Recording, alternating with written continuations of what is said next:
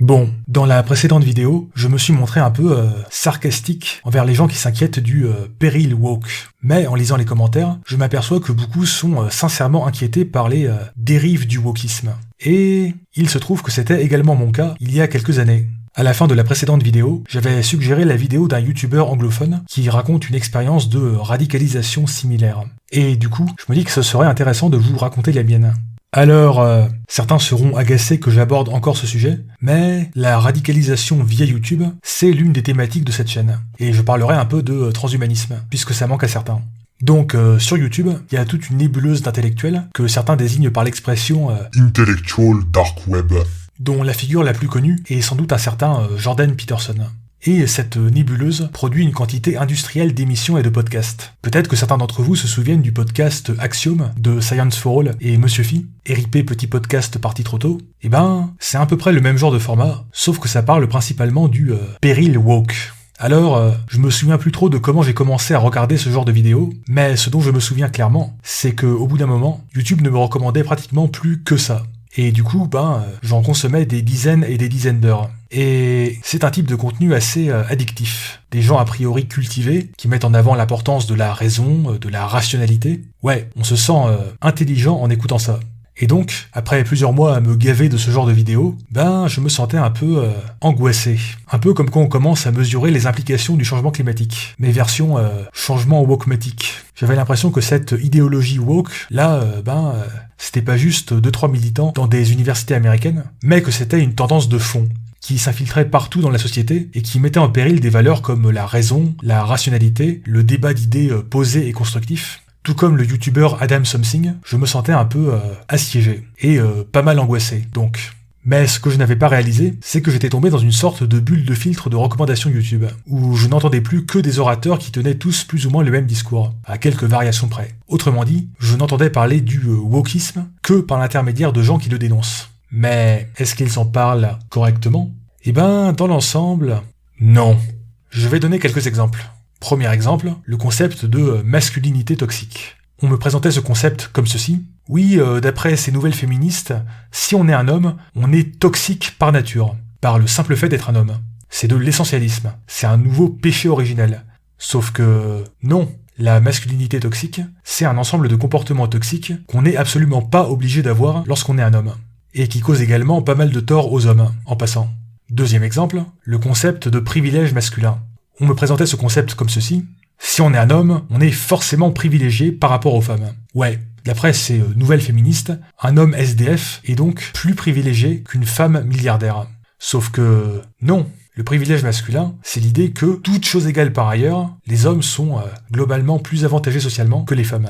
Donc, par exemple, les hommes pauvres par rapport aux femmes pauvres, les hommes riches par rapport aux femmes riches, les hommes noirs par rapport aux femmes noires, et ça ne veut bien sûr pas dire que les hommes n'ont aucun problème, ou ne subissent aucune discrimination. Troisième exemple, la fameuse phrase « le racisme anti-blanc n'existe pas ». On me présentait cette phrase comme ceci. Ah ok, donc Jean Célestin qui se fait bisuter dans une cité de banlieue, ça donc on s'en fout, ça n'existe pas. Sauf que non. Bon, je simplifie, mais en gros l'idée c'est qu'il y a deux types de racisme, le racisme individuel et le racisme systémique. Une personne blanche qui se fait agresser en raison de sa couleur de peau, c'est du racisme individuel. Et oui, ça existe, et oui, c'est condamnable. Et ça, même des gens comme le sociologue Éric Fassin sont d'accord pour le dire. Mais dans la phrase « le racisme anti-blanc n'existe pas », si on creuse un tout petit peu, on s'aperçoit qu'il est ici question de racisme systémique. Donc par exemple, discrimination à l'embauche ou pour trouver un appartement. Et oui, ok, on pourrait critiquer le choix des mots, qui prête beaucoup à confusion, mais prétendre que les gens qui disent « le racisme anti-blanc n'existe pas » veulent dire que le racisme individuel contre les blancs n'existe pas, non, c'est juste malhonnête de dire ça. Bref, je pourrais continuer longtemps, mais vous voyez l'idée ? Tous ces intellectuels qui critiquent le wokisme à longueur de journée, ils appuient leurs réflexions sur d'énormes hommes de paille. Ils font dire au concept de justice sociale des trucs qu'ils ne veulent absolument pas dire. Mais comment ai-je donc débusqué ces hommes de paille, me demanderez-vous ?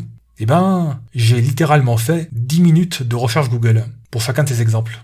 Et là, je me suis senti un peu trahi et dégoûté. En gros, j'ai écouté des centaines d'heures de podcasts d'intellectuels gros cerveau bac plus 25 qui ont fait de la critique du wokisme leur activité principale pour nombre d'entre eux. Et donc, ces brillants intellectuels, ces philosophes des Lumières 2.0, ils ont même pas fait 10 minutes de recherche Google pour se renseigner un minimum sur le sujet dont ils parlent à longueur de journée. Non, ils sont restés sur ce qu'ils pensaient avoir compris de ces concepts et de ces expressions, sans jamais aller chercher plus loin, ou se demander s'ils ne tapaient pas à côté de la plaque, à tout hasard. Et là, franchement, ça craint. Ouais, ça craint. C'est carrément la honte. On dirait presque des philosophes médiatiques français. Voir vidéo de Monsieur Phi sur le sujet, si vous n'avez pas déjà vu, lien dans la description.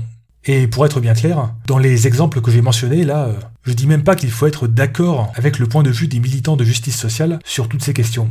Je dis juste que, si on veut critiquer ce point de vue, il faudrait déjà être capable de le présenter de manière à peu près fidèle.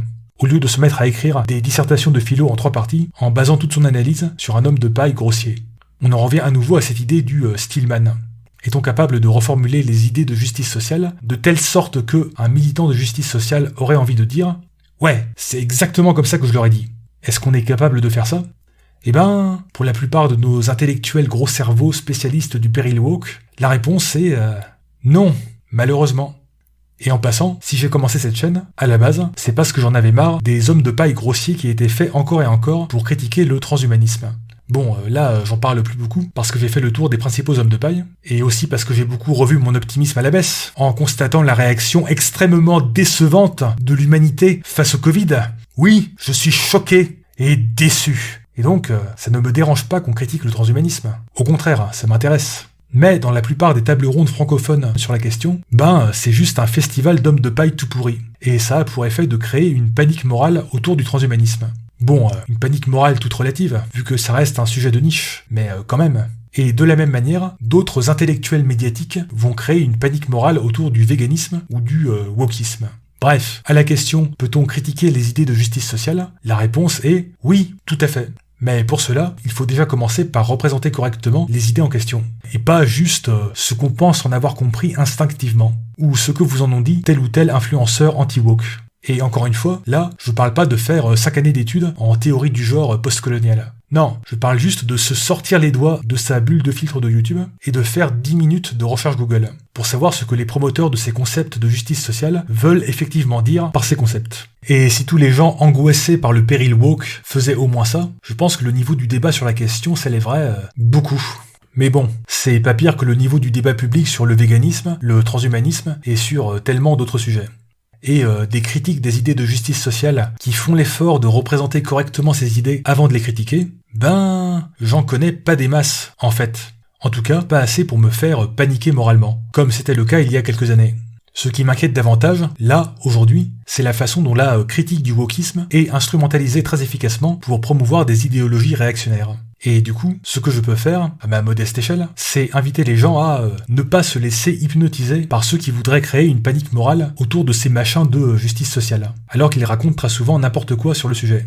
Et si vous voulez voir des contenus qui parlent de ces idées de façon élaborée, intelligente, rationnelle, il y a toute une nébuleuse de chaînes YouTube et de blogs sur le sujet. J'ai mis des liens dans la description. Alors, est-ce qu'il s'agit juste de troquer une bulle filtrante de YouTube pour une autre ?